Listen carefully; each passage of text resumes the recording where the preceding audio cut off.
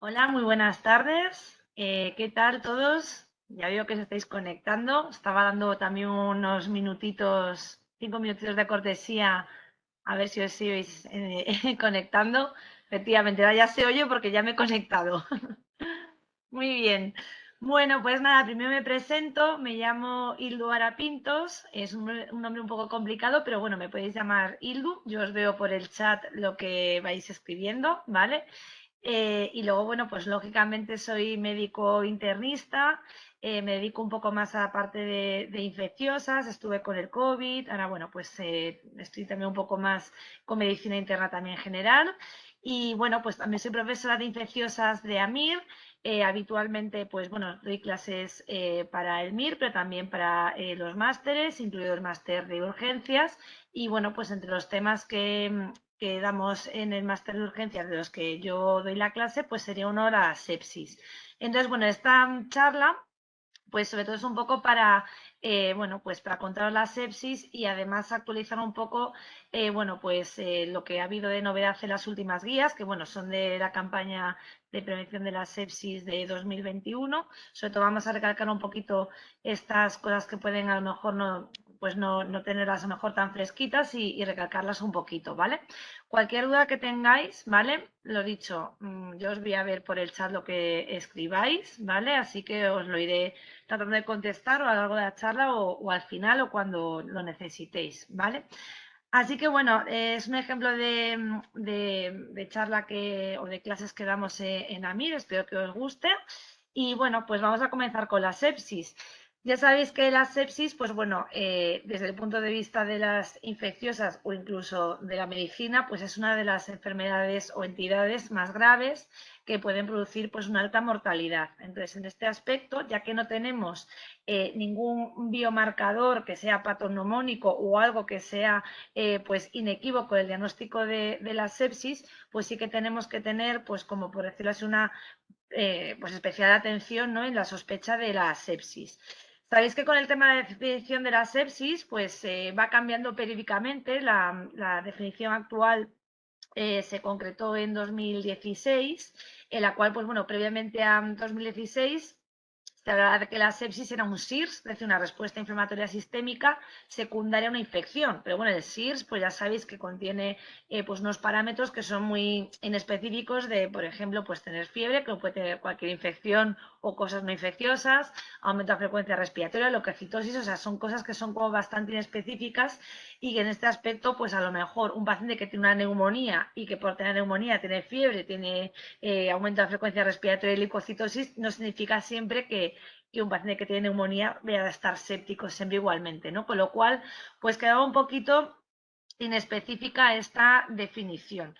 Con lo cual, bueno, pues en 2016, cuando se reunieron los expertos, pues definieron la sepsis a partir de la escala SOFA, en el cual pues es una escala previamente que existía que valoraba la función, que valora la función de órgano. Así que actualmente, ¿cómo se define la sepsis? Es un paciente que tiene una infección que le está causando fracaso de órgano. ¿Y cómo valoramos el fracaso de órgano? Bueno, pues teniendo al menos 2 puntos en esta escala, ¿vale? Que como veis, pues no es una escala sencilla que no tengamos que saber de memoria, sino que hay calculadoras biomédicas o, bueno, no podemos tener una chuleta en algún papel pegado por la pared de la urgencia, pero bueno, el caso es que valora todos estos ítems que valoran la función de órgano, ¿no? Por ejemplo, para valorar el fracaso respiratorio, pues veis que tiene en cuenta si necesita ventilación mecánica, la hipoxemia o la insuficiencia respiratoria. Para valorar el fracaso del circulatorio, pues tiene en cuenta la tensión arterial, la necesidad de drogas vasoactivas. Para valorar el fracaso de hepático, pues valora la bilirrubina, para el fracaso renal los niveles de creatinina o si el paciente está oligoanúrico y bueno, pues para la valoración del sistema nervioso central la escala de Glasgow. Como veis, al final pues sí que vamos a necesitar pues información, ¿no?, que nos vamos a tener fácilmente porque, por ejemplo, pues muchos valores son valores de la analítica que por tanto vamos a tener que esperar a que tengamos los resultados de analítica. Y luego, por otra parte, pues también, pues por ejemplo, saber si necesito drogas vasoactivas o si el paciente orina o no, pues al final voy a necesitar un tiempo de evolución, con lo cual, aunque la sepsis como tal se defina como 2 puntos, o al menos 2 puntos en esta escala, pues no es una escala muy práctica desde el punto de vista de identificar precozmente a aquellos pacientes que sospechemos que puedan tener una sepsis, ¿no? Bien, entonces, además de presentarnos en este momento la escala SOFA, pues también se habló de la escala Quick SOFA, ¿no? De la escala rápida. En este aspecto sí que valora 3 ítems que se pueden valorar fácilmente, pues ya sea en triaje o a pie de cama, ¿vale? Que sería la frecuencia respiratoria, más de 22 respiraciones por minuto. Pensad que la frecuencia respiratoria lo que trata de hacer es compensar otras cosas, ¿no? Por ejemplo, si tengo hipoxemia o insuficiencia respiratoria, aumenta la frecuencia respiratoria para compensar esa hipoxemia, ¿no? O bien, si tengo una acidosis metabólica, como una acidosis láctica que se puede producir en la sepsis, pues lo que hago es aumentar la frecuencia respiratoria, pues lo que hago es una alcalosis respiratoria para compensar esa acidosis. De tal forma que la frecuencia respiratoria es un parámetro muy importante que nos está dando pues una orientación sobre la gravedad. Luego tenemos también en otro de los ítems de la escala Quick-SOFA la alteración del nivel mental que se valora por la escala de Glasgow, ¿vale? El que tenga vamos, menos de 15 la escala, pues efectivamente es un paciente con el que también tengo que preocuparme, ¿no? Y luego, pues también valora la hipotensión arterial sistólica por debajo de menos de 100, ¿vale? Y en caso de que tengamos un paciente que tiene al menos 2 de estos criterios, pues es un paciente que, aunque no puedo decir que esté séptico, es decir, no la definición que hemos dicho que sea la escala de SOFA, sí que es un paciente con el que tengo que correr, porque tengo que sospechar la sepsis. Bien, ¿qué es lo que dicen en las últimas guías al respecto de la escala Quick-SOFA? Pues bueno, es verdad que esta escala, pues cuando la propusieron en 2016, pues no estaba validada, sino que es bueno como algo un poco más para simplificar la escala de SOFA, ¿no? Y que podamos ir actuando sobre el paciente que sospechamos que está séptico, pero tiene baja sensibilidad, ¿vale? Desde el punto de vista que efectivamente nos dejamos también algunos pacientes que están sépticos sin identificar. Y en este aspecto lo que proponen las nuevas guías es aumentar esa sensibilidad, valorando también otros parámetros que están incluidos en otras escalas. Por ejemplo, pues estos parámetros que sabemos que son típicos también de pacientes sépticos, como la presencia de fiebre, de tiritona, el relleno capilar. Me decís que sí, que no oigo. ¿Oís todos? Sí, que luego va a estar grabado, ¿vale? Que sí que me estáis preguntando eso. Si oís todos los demás, fantástico. Si no, ya sabéis que el típico es lo de reiniciar. Vale, muy bien. Vale, entonces, lo que os decía, bueno, pues que al final lo que tenemos que hacer es aumentar esa sensibilidad valorando otros parámetros que sabemos que también están presentes en un paciente séptico, ¿no? Como aumentar la frecuencia cardíaca, pues la fiebre, la tritona, etcétera, ¿vale?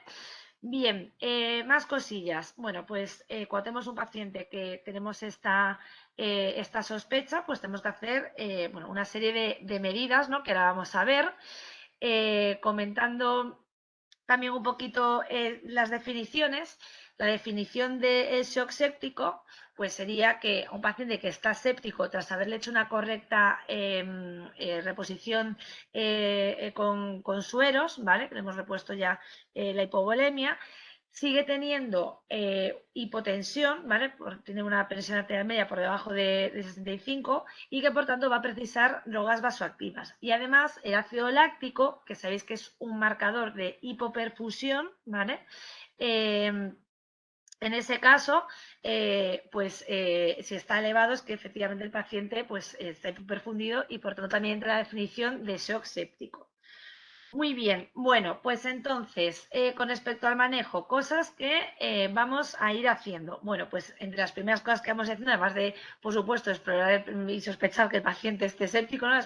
Identificarle pues con los parámetros que hemos dicho, ¿no? Tomar las constantes, etcétera. Entre las primeras actuaciones que vamos a hacer, pues una de las más importantes es la administración de sueroterapia. Entonces, suero, sabéis que hay muchos y muy diversos, ¿vale? Y bueno, yo os cuento un poco también como anécdota que a mí lo que me pasó una vez, pues era recién R1 y claro, pues muchas veces cuando entramos no tenemos ni idea de sueros, ¿no? Y me dice la enfermera que llevaba un paciente mío, dice, oye, tu paciente está hipotenso, ¿qué hago? Digo, no sé, ¿qué hacemos habitualmente? Dice, ¿puedes suero? Digo, vale, pues le ponemos suero. Me dice, ¿de qué tipo? Digo, pues el habitual. O sea, es decir, que normalmente, pues cuando empezamos sobre todo, pues tenemos un poquito de lío con los sueros, ¿vale? Entonces, en este aspecto, ¿qué sueros son los que están indicados para el manejo de la sepsis? Serían los cristaloides, que los cristaloides lo que contienen es literalmente agua con sal diluida, o sea, sal que es NaCl, ¿vale? Que dentro de los cristaloides tenemos dos tipos fundamentalmente, que serían los sueros salinos fisiológicos, que estos sí que serían los que son literalmente agua con sal, ¿vale? Que pueden estar a diferentes concentraciones. El habitual del suero fisiológico sería el 0,9, ¿vale? Que esto lo que está haciendo es que aporta esa sal, ¿vale?, al espacio intravascular. Como es más cantidad de sodio que la que hay en el plasma, lo que hace es aumentar la osmolaridad. Y esto lo que atrae es la cantidad, o sea, atrae el agua que está en el espacio extravascular hacia dentro del espacio intravascular y lo que hace es aumentar la tensión arterial. Bien, o sea, lo que nos interesa al final de los sueros, en el caso de la sepsis, es el contenido de sal para que suba la tensión arterial. Pero claro, el suero salino fisiológico hemos dicho que es literalmente agua con sal, que va el sodio unido al cloro. Ese cloro son iones negativos. Ese cloro lo que va a estar también haciendo es que va a contribuir a la acidez vamos, de la acidez del paciente, ¿no? De la sangre del paciente, ¿vale? Porque lo que está, esos son iones negativos, con lo cual contribuye a esta acidez. Es verdad que por sí solo no es que vaya a producir una acidosis importante, pero es verdad que en un paciente que ya está séptico, que tiende a la acidosis, pues nos va a venir muy bien. Así que las últimas guías, antes de estas guías de 2021, no definían exactamente qué cristaloides, decían cristaloides, pero en estas actuales sí que dicen que preferiblemente frente a sueros fisiológicos se prefieren las soluciones balanceadas, ¿vale? Como por ejemplo el que más podéis a lo mejor conocer es el Ringer lactato. ¿Por qué? Porque están aportando ese sodio no unido tanto al cloro, ¿vale? Sino que está pues tamponado, por ejemplo, con el lactato, ¿vale? Por eso se prefieren actualmente iniciar el manejo de la sepsis con sueros balanceados, como por ejemplo el Ringer lactato, ¿vale? Pero bueno, que si no lo tenemos, también está bien administrar cristaloides. Lo que no sería a lo mejor, pues lo más adecuado es otro tipo de sueros, como por ejemplo, pues bueno, no sé, la albúmina, aunque a veces podría llegar a utilizar, o gelatinas u otros sueros, ¿vale? Entonces, preferiblemente los cristaloides, ¿vale? Se suele hacer administrar en cargas de 500 mililitros, ¿vale? Y lo que decíamos, cuando a pesar de que ya le hemos corregido la volemia, el paciente sigue necesitando, bueno, está hipotenso y sigue necesitando, bueno, necesita drogas vasoactivas, pues ya pasaríamos a llamarle el shock séptico. Luego, con respecto a qué vamos a recoger, ¿no? Pues por supuesto vamos a recoger hemocultivos, independientemente de que el paciente tenga fiebre en ese momento o no. Sabéis que habitualmente pues los hemocultivos van a ser más rentables de forma general en las infecciones cuando el paciente tiene tiritona, que es cuando está con la bacteriemia, ¿no? O en el momento de la fiebre. Pero aquí es una situación que es grave, que posiblemente pueda haber bacteriemia y es una oportunidad para tener un aislamiento microbiológico y por tanto luego tener un tratamiento dirigido y tener un antibiograma, ¿vale? Entonces recogemos a todos hemocultivos. Otras muestras microbiológicas, pues por ejemplo, si el paciente me cuenta sintomatología de una infección urinaria, pues recogeré los urocultivos. Eso no implica que a toda sepsis le tenga que recoger urocultivos, sino en aquellos es que sospecho que efectivamente tiene el paciente una infección urinaria. O yo qué sé, si el paciente me cuenta síntomas respiratorios, pues a lo mejor le puedo recoger unos esputos, unas antigenurias. Es decir, que luego ya vamos a recoger otros cultivos en función de la sospecha clínica que tengamos. Pero bueno, los hemocultivos los recogemos, ¿vale? Y luego también vamos a recoger una analítica pues completa, entre ellas pues que tengan biomarcadores que nos pueda luego orientar tanto al pronóstico como a la evolución, ¿no? O sea, que tenemos entre ellos, por ejemplo, el lactato, ¿no? Que hemos dicho que es importante porque es un marcador de hipoperfusión cuando hay un tejido que está poco irrigado, no le está llegando oxígeno y entonces las células lo que hacen es meterse en metabolismo anaerobio y entonces la glucosa se degrada o se metaboliza a ácido láctico y es por eso que se produce esa acidosis, ¿vale? Entonces, el ácido láctico es un marcador de hipoperfusión. Cuanto más elevado esté, inicialmente, peor pronóstico para el paciente. Y luego también me sirve para monitorizar. Si yo recojo el primer ácido láctico y vamos a suponer que está en 5 y luego le monitorizo y veo que está en 2, ¿vale? A las horas, pues entonces eso marca mejor pronóstico, ¿vale? Otros biomarcadores que tenemos, pues por ejemplo tenemos la proteína C reactiva o la procalcitonina. De todos los biomarcadores, la procalcitonina sería la más específica, ¿vale? Esto no significa que que tenga una procalcitonina positiva, sea que sea un paciente que esté séptico o que tenga una infección bacteriana, pero bueno, dentro de estos marcadores que tenemos sería el más específico, pues porque al final no deja de ser un marcador que también se puede elevar pues en otras circunstancias, pues por ejemplo en tumores o en otras situaciones inflamatorias, pero bueno, de ellos el más específico sería la procalcitonina y además es el que se eleva más precozmente, ¿vale? Es el que primero se va a elevar y que por tanto pues lo voy a poder detectar de forma más precoz. Y también me pasa un poco lo mismo, cuanto más elevado, pues con mayor probabilidad el paciente esté séptico y además con mayor probabilidad de que el paciente esté grave. O sea, por ejemplo, si tengo una procalcitonina de 10, pues vamos, con toda probabilidad el paciente esté séptico, ¿vale? Y luego también me pasa un poco al contrario, que un paciente que tiene una infección bacteriana localizada, aunque la procalcitonina sea como muy típica de las infecciones bacterianas, pues puede ser que un paciente que tiene una infección bacteriana localizada puede ser que no eleve la procalcitonina. Por eso es lo que os digo, que no hay como un marcador perfecto que nos diga si el paciente está séptico o no, ¿vale? Y en este aspecto también la procalcitonina nos sirve para monitorizar. Si el paciente, pues le he puesto correcto tratamiento, le he puesto tratamiento antibiótico adecuado y el paciente está yendo bien, la procalcitonina tendría que ir descendiendo, ¿vale? Y luego la proteína C reactiva, pues es un marcador que también es más típico que se eleve en infecciones bacterianas, pero es mucho más inespecífico porque también se eleva con otros tipos de inflamaciones, ¿no? Pues por ejemplo con enfermedades autoinmunes, con tumores, ¿vale? No se suele elevar típicamente en infecciones virales, pero por ejemplo también puede ser posible, pues por ejemplo como en el COVID, ¿no? En el COVID, al producirse esa tormenta de citoquinas, también se puede elevar o se eleva típicamente la proteína C reactiva, ¿vale? Así que en este aspecto, pues bueno, es un poco más inespecífico y luego también se eleva un poco más tardíamente, con lo cual es un poco peor la PCR que la procalcitonina. Pero bueno, lo mismo, nos sirve para monitorizar y lo mismo, cuanto más elevado, pues también peor pronóstico. Muy bien, con respecto a la antibioterapia, bueno, pues ya sabéis que como es una emergencia médica, tengo que establecer el tratamiento lo más precoz posible, ¿vale? Recojo hemocultivos, ya tengo una muestra que está si está bajo el efecto del antibiótico, también puedo recoger la orina en el caso de las infecciones urinarias y lo cuanto antes le administro una antibioterapia.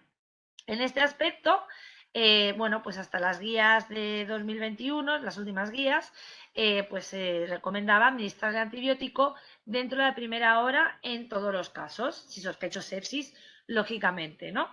Bien, pero en estas últimas guías ha habido algunos matices, ¿vale? ¿Por qué? Bueno, pues porque es verdad que en muchas situaciones, que cuando no tenemos un marcador perfecto de diagnóstico de sepsis, en muchas situaciones estoy poniendo antibiótico sin que realmente esté seguro que el paciente esté séptico y eso pues conlleva también pues problemas de luego resistencias, etcétera, ¿no? Con lo cual, bueno, pues ¿qué es lo que nos dicen actualmente?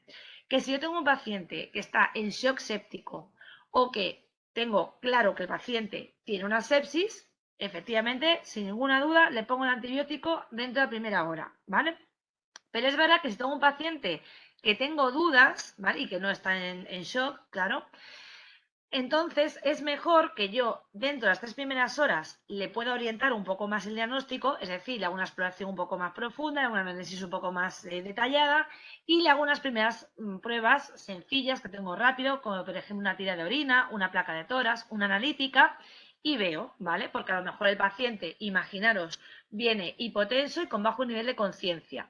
Pero a lo mejor el paciente resulta que es que estaba deshidratado, ¿no? Luego veo una creatina y un sodio por las nubes. Ah, pues mira, el paciente no estaba séptico, lo que estaba era deshidratado. Bueno, pues le ha ahorrado una administración de antibiótico cuando no era totalmente necesario, ¿no?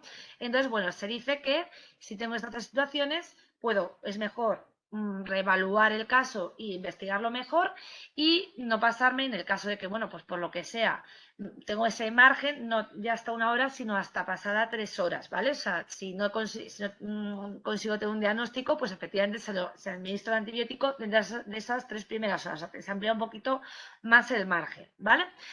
Y luego, ¿sobre qué tipo de antibióticos vamos a poner? Bueno, pues es verdad que deberían de ser de amplio espectro, pero eso no significa que le vayamos a poner a todos los pacientes, pues yo qué sé, carbapenem y linezolid y así no me dejo nada. No, hay que ajustar un poco a los focos más probables que me pueda contar el paciente. Entonces, ¿cuáles son los focos infecciosos más probables de la sepsis? Bueno, pues los más frecuentes son las infecciones urinarias y la neumonía, ¿vale? Entonces, pues por ejemplo, si el paciente me cuenta pues un síndrome micionar, sospecho una infección urinaria, pues amplio espectro para un foco urinario puede ser, por ejemplo, perfectamente una cefalosporina de tercera generación. Si me cuenta factores de riesgo para beta-lactamases de espectro extendido o ya tiene aislamientos previos de resistentes, pues a lo mejor sí que puedo poner un carbapenem. Pero bueno, de entrada, si es un paciente que no tiene riesgo para otros microorganismos, pues una cefalosporina de tercera generación pues sería adecuado, ¿vale? Con respecto al foco respiratorio, pues un poco lo mismo, ¿no? O sea, lo más probable es que sea un neumococo o, bueno, puede ser una neumonía típica, aunque más rara vez pueda producir una sepsis. Pero bueno, amplio espectro podría ser perfectamente una cefalosporina de tercera generación o una quinolona como el levofloxacino, ¿vale? Entonces, bueno, pues hay que ajustar ese amplio espectro, pero al foco más probable. Si efectivamente no tenemos claro el foco, pues efectivamente pues le podemos poner carbapenem más vancomicina, carbapenem más linezolid, etcétera, ¿vale? Pero bueno, si no, sí que hay que ajustar un poco al foco más probable. Luego, pues bueno, efectivamente el paciente tiene que ser un paciente que tiene que estar monitorizado, ¿vale? Tiene que estar en un lugar donde efectivamente podamos tomar las constantes frecuentemente o que incluso tenga un monitor, ¿vale? Y bueno, que luego veremos un poquito pues qué parámetros tengo que ir siguiendo para ver que el paciente esté respondiendo, ¿no?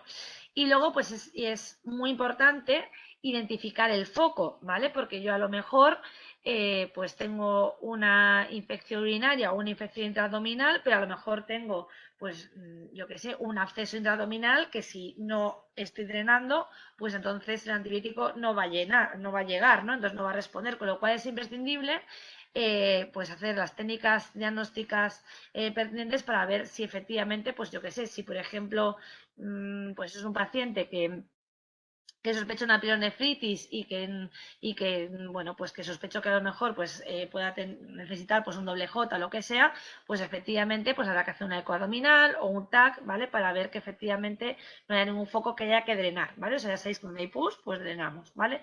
Esto se debe hacer pues de forma precoz, ¿vale? Se dice que en las 6-12 primeras horas, pues el paciente debe haberse solicitado las pruebas de imagen y las interconsultas a cirugía o los servicios correspondientes, pues eso, dentro de esas primeras horas, ¿vale? De hecho, pues, ¿cuándo habría que drenar? Pues lo más, lo más precozmente, ¿vale? Y luego, bueno, con respecto a los pacientes que tienen un shock séptico, que ya hemos dicho que le hemos puesto sueroterapia y que no responden, pues habrá que administrar drogas vasoactivas. Drogas vasoactivas, sabéis que hay varias, la noradrenalina, la dobutamina, la dopamina, ¿vale? ¿Cuál sería la de elección en el caso del shock séptico? Pues sería la noradrenalina, ¿vale? ¿Y por qué la noradrenalina? Bueno, pues porque la noradrenalina lo que hace es que aumenta las resistencias vasculares, es decir, cierra los vasos, ¿vale? Y con esto aumento la tensión arterial, pero no aumento el gasto cardíaco, ¿vale? El gasto cardíaco, claro, o sea, si yo a un paciente, por ejemplo, que ya está séptico y que suelen estar taquicárdicos, le pongo una droga vasoactiva que encima taquicardiza más, pues mal asunto, ¿no? Esto nos pasa, por ejemplo, con la dopamina, ¿vale? Por esa dopamina no sería de primera elección. En cambio, la noradrenalina no aumenta esa frecuencia cardíaca y por tanto tampoco aumenta el gasto cardíaco y por tanto sería la elección porque es mejor para la situación, ¿no?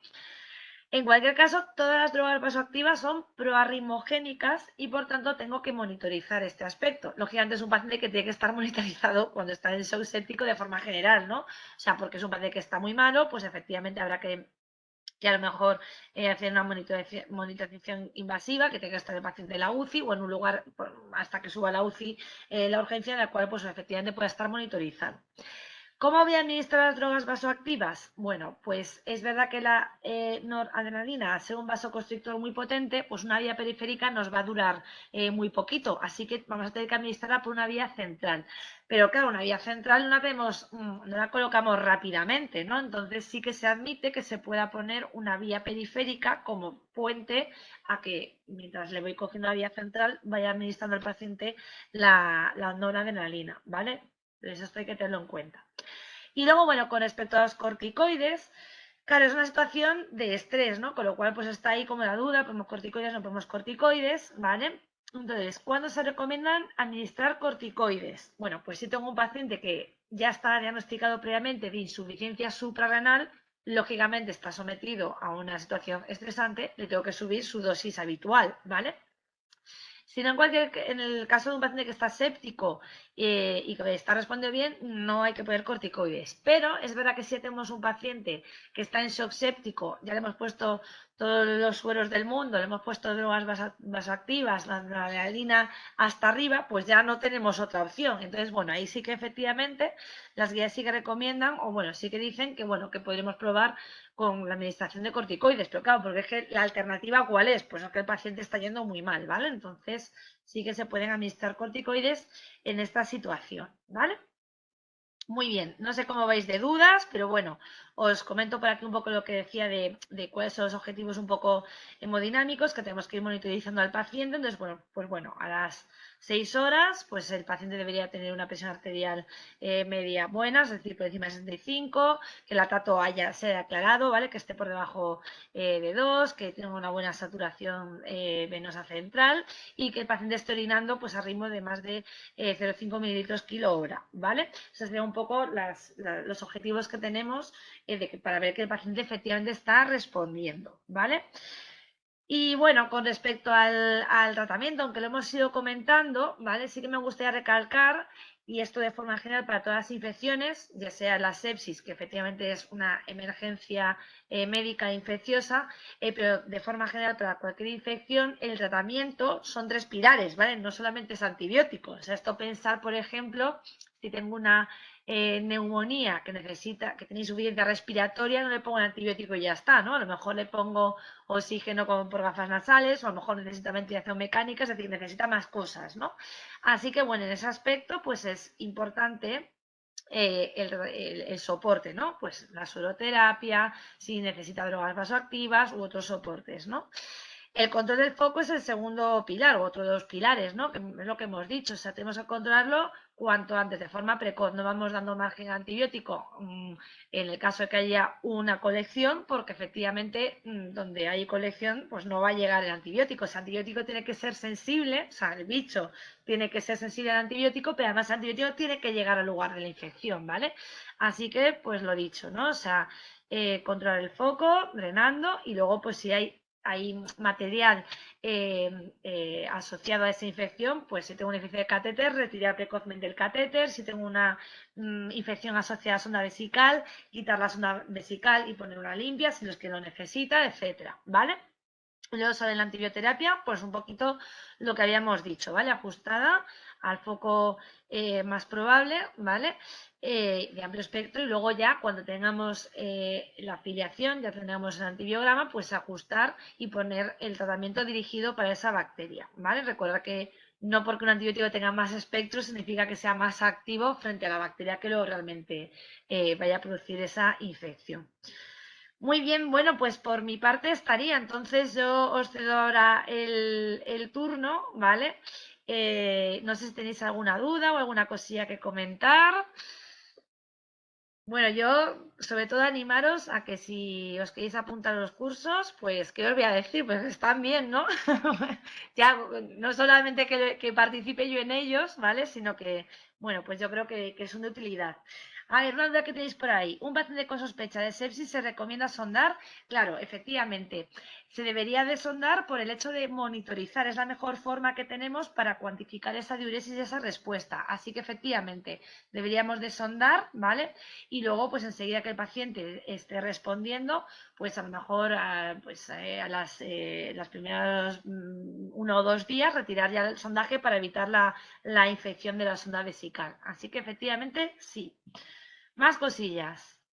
Venga, no seáis tímidos, que hay que aprovechar que estamos por aquí en directo. Me decís, ¿una glucosa alta puede ser marcador de sepsis? Vale, buena pregunta. Vamos a ver, es verdad que cuando estamos en situación de estrés, aparece una respuesta, ¿no?, de liberación, por ejemplo, de cortisol, ¿no? O de liberación de hormonas que lo que van a hacer es elevar el cortisol, ¿vale? Entonces, no es que sea, por decirlo así, como un dato patognomónico ni que tengamos que pensar siempre en sepsis, pero efectivamente vais a ver que un paciente que esté séptico puede que esté elevada la glucosa frecuentemente. Y de hecho lo que recomiendan es que efectivamente entre todos esos tratamientos de soporte, que si el paciente, aunque no sea diabético, está con hiperglucemias, que efectivamente se traten, ¿vale? A ver, ¿hasta qué punto se utiliza hoy la escala News 2? Vale, pues efectivamente sí que las mencionan en las guías y demás, pero yo, por ejemplo, en mi práctica habitual, pues tampoco la he visto utilizar mucho. O sea, al final, pues seguimos utilizando más la escala SOFA y el Quick SOFA, ¿vale? Y luego, pues lo que hemos dicho, ¿no? Pues al final valoramos también otros parámetros, pues clínicos que podemos ver fácilmente, bueno, clínicos o que son de constantes fáciles de obtener, ¿no? Con la frecuencia cardíaca, la fiebre, etcétera, ¿vale? Más dudillas, más cosas que se os ocurran. Yo os doy margen, no tengo ninguna prisa. Bueno, a ver, decís, dosis de empleo de la noradrenalina. Vale, pues es verdad, a ver, ahí me decís por aquí más. Vale, bueno, en verdad se escapa un poco de la charla, ¿vale? Pero bueno, la verdad, sinceramente, la dosis inicial, aunque la tengo en mente, no la puedo asegurar 100%, así que prefiero no mojarme, ¿vale? O sea que, bueno, seas un poquito más profundo. Y no me decís, la fluoterapia, ¿es a partir del lactato de 2 o de 4? No, no, no.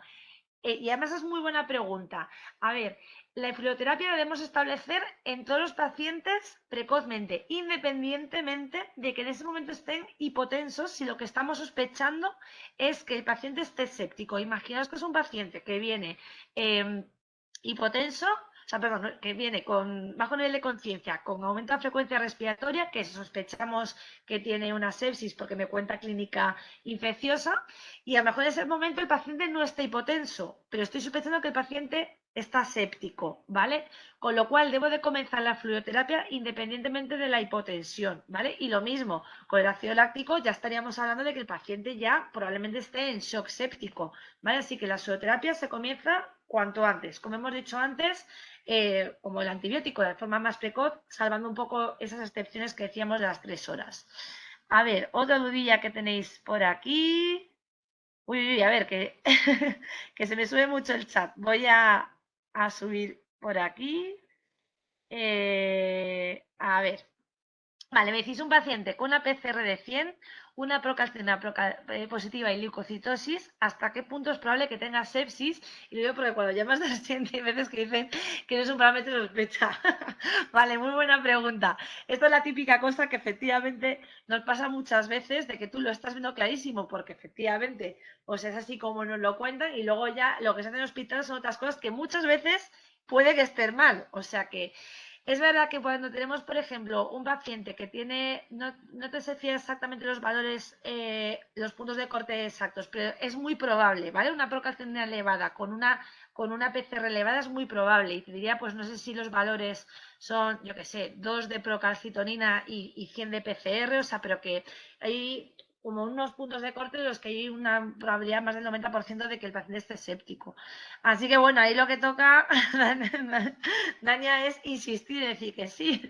A mí me ha pasado también alguna vez, incluso hay pacientes que están con el ácido láctico, que ya les tengo con dopamina de urgencia y que no se lo suben a la UCI. Y yo, pero ¿por qué no? Vale, a ver, me decís, Vale, el mejor suero cristaloide para subir la tensión arterial es el Rigel lactato. Más que, bueno, el Rigel lactato es un ejemplo, pero sean los balanceados, ¿vale? Hay otras marcas, ¿vale? Es el más conocido, ¿vale? Pero sería eso, dentro de los cristaloides que están los salinos, que es el suero salino fisiológico, y luego por otro lado los cristaloides, perdón, los balanceados. Y dentro de los balanceados, un ejemplo de ellos es el Ringel. Pero vamos, sí, sería el mejor actualmente. Por eso que decíamos el intercambio de cloro y demás. ¿Vale? Y luego me decís de mantener la sudoterapia. Vale, sí. Entonces, la sudoterapia habría que mantenerla a pesar de que el paciente siga con drogas vasoactivas, o sea, que ya hemos comenzado con drogas vasoactivas, habría que mantener esa sudoterapia, ¿vale? O sea, que no se suspende la sudoterapia hasta que el paciente, pues efectivamente está estable, ¿vale? ¿Más dudillas? Bueno, qué maravilla, porque otras veces no me preguntáis mucho y me encanta que me preguntéis, porque es que es una forma fenomenal de aprovechar estas charlas. Así que bueno, fenomenal. Si tenéis alguna más, yo aquí sigo. Si no, nada, ha sido un verdadero placer daros esta charlita.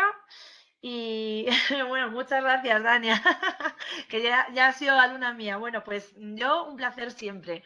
Así que nada, muchísimas gracias a todos vosotros. Y nada, si os queréis apuntar, pues aquí tenéis toda la información. Un abrazo muy fuerte. Chao, chao.